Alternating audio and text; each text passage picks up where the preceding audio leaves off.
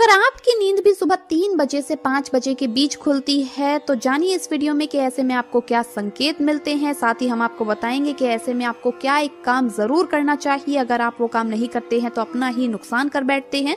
इसी के साथ मैं आपको बताऊंगी ऐसे संकेत जिनसे आप जान सकते हैं कि भगवान आपसे बहुत खुश है और जल्द ही अब आप माला माल होने वाले हैं। तो पूरी जानकारी के लिए इस वीडियो को अंत तक जरूर देखिएगा। नमस्कार दोस्तों, स्वागत है आप सभी का एक बार फिर से। दोस्तों सच्ची श्रद्धा से कमेंट्स में जरूर लिखें हर हर महादेव। दोस्तों इंसान की किस्मत चमकने से पहले ऊपर वाला ये 3 संकेत जरूर देता है। हो सकता है इनमें से कोई एक संकेत शायद आपको भी मिला हो। तो आइए देखते हैं। दोस्तों पुरानी कहावत है, जब भी ऊपर वाला मेहरबान होता है तो दौलत छप्पर फाड़ कर देता है। भगवान का साथ और इंसान की मेहनत अगर दोनों मिल जाए तो उस व्यक्ति को बुलंदियों को छूने में देर नहीं लगती। लेकिन क्या आपको पता है, भगवान भी व्यक्ति के कामयाब होने से पहले ये संकेत जरूर देते हैं। आपको बता दें, ऐसा हम नहीं कह रहे बल्कि ऐसा पुराणों में भी कहा गया है। जब भी किसी व्यक्ति के अच्छे दिन आते हैं तो ईश्वर उसे ये संकेत जरूर देते हैं। आप भी जान लीजिए, क्या आपको मिले हैं ये संकेत? चलिए जानते हैं। लेकिन दोस्तों से पहले आपसे रिक्वेस्ट है कि वीडियो को लाइक करें, अपने दोस्तों के साथ शेयर करें और अगर आपने अभी तक चैनल को सब्सक्राइब नहीं किया है तो सब्सक्राइब करके बेल आइकन जरूर प्रेस करें। दोस्तों नंबर 1, अगर किसी व्यक्ति की नींद अचानक से बार बार रात में 3 बजे के बाद खुलती है तो इसे मामूली बात ना समझें।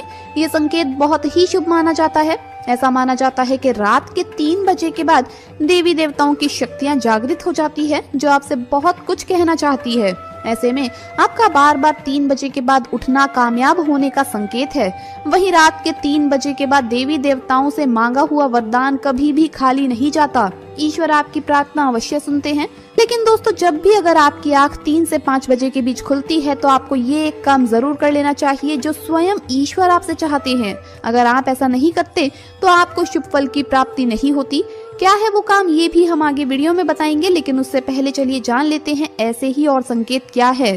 तो चलिए दोस्तों आगे बढ़ते हैं। नंबर 2, अगर आपको आपके सपने में ऊंचे ऊंचे पर्वत दिखाई देते हैं और वहां से बहता हुआ झरना आपको दिखाई देता है और इस जल को आप पी लेते हैं तो निश्चित तौर पर आपको कामयाबी अवश्य प्राप्त होती है और इस संकेत का मतलब है कि खुद ईश्वर आपको आशीर्वाद दे रहे हैं। नंबर 3, शास्त्रों के अनुसार अगर आपके सपनों में देवी देवता दिखाई देते हैं तो ये बहुत ही ज्यादा शुभ माना जाता है।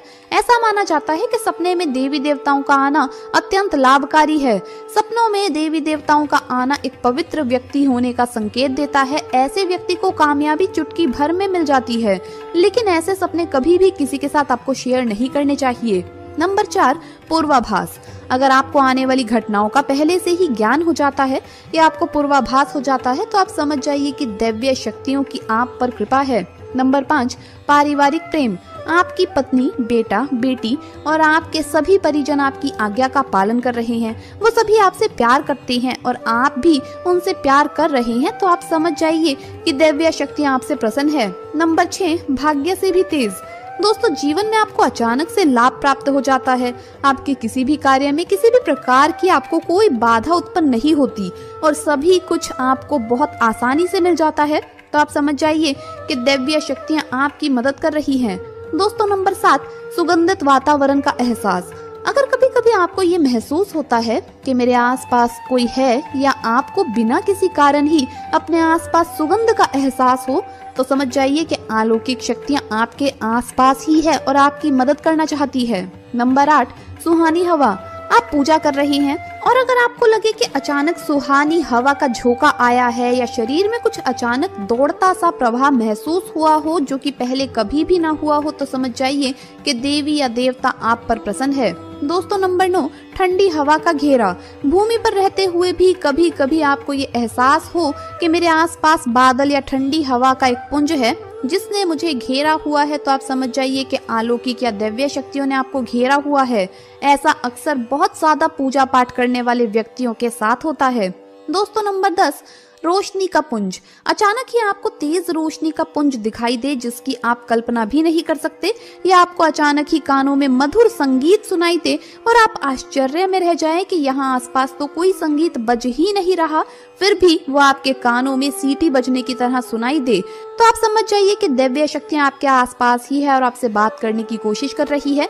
ऐसा अक्सर उन लोगों के साथ होता है जो निरंतर ही अपने इष्ट देव का मंत्र जप करते रहते हैं। दोस्तों नंबर 11, किसी की आवाज सुनाई देना। आप रात्रि में गहरी नींद में सो रहे हैं और आपको लगता है कि किसी ने मुझे आवाज दी है या उठाने की कोशिश की है और आप अचानक ही उठ जाते हैं, लेकिन फिर आपको आभास होता है कि यहाँ तो कोई नहीं है, लेकिन आवाज तो जरूर थी। ऐसा आपके साथ कई बार हुआ हो तो आप समझ जाइए कि आप पर किसी अलौकिक शक्ति की मेहरबानी है।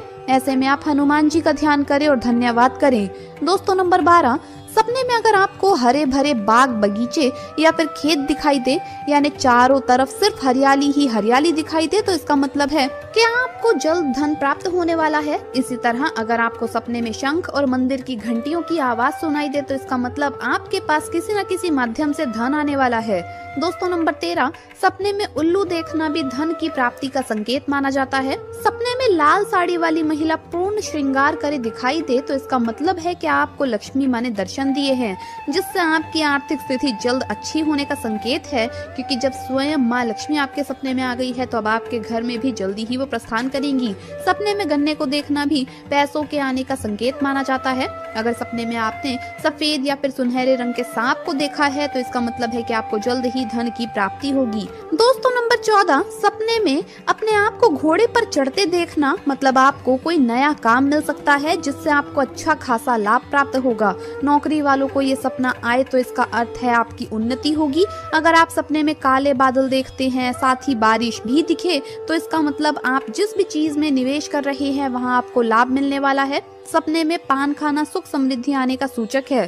दोस्तों नंबर 15, स्वप्न में अगर आपको छोटा बालक ठुमक ठुमक कर चलता दिखाई दे तो इसका अर्थ है कि आपको जल्द ही कहीं से धन मिलने वाला है। सफेद कमल, लाल कमल, केतकी, चमेली, चांदनी और गुलमोहर के फूल सपने में दिखाई देना निश्चित ही भविष्य में अपार धन संपत्ति के आने का संकेत है। नंबर 16, रात में अचानक ही एक क्षण के लिए बांसुरी या घंटी की आवाज का आना भी शुभ संकेत होता है।